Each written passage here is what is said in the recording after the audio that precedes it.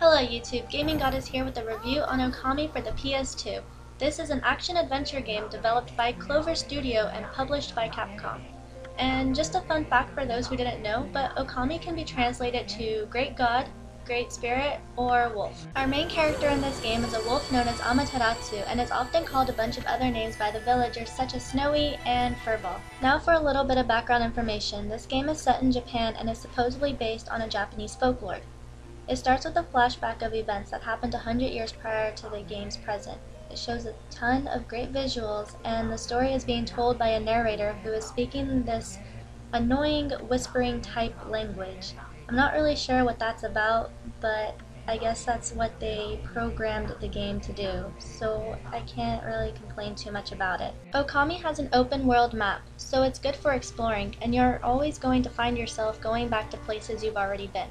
I personally like the open world concept in a video game because it gives me, as the player, a feeling of being more able to control where I can go.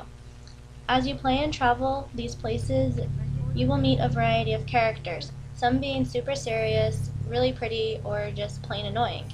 Each character may have a request for you. Some are actually part of the story, while others are just considered side quests. You may also find that some villagers can help you when you get stuck, so just be sure to talk to everyone and see everything that you can find. It will help you out in the long run. Also, aside from villagers, there are animals who you can feed seeds, herbs, meat, and fish to. When you help a villager, feed an animal, or change the environment, you will gain what is called praise. This is used to boost the amount of ink you have, how much money you can hold, your health, and your astral pouch. And since there's no actual leveling up in this game, it is necessary to upgrade these as you progress. Moving on to equipment. Some of the bosses will drop weapons, you may even find some hiding, or you will be given some by a villager depending on the quest. You can also have a sub-weapon, and you can also equip artifacts, which may actually help you advance in certain areas.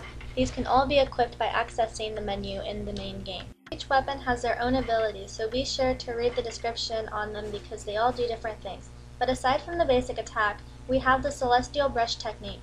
There are 13 different techniques in total. As you progress through the game, you will obtain each of these techniques that may help you in battle. That pretty much covers just about all the basics in the game.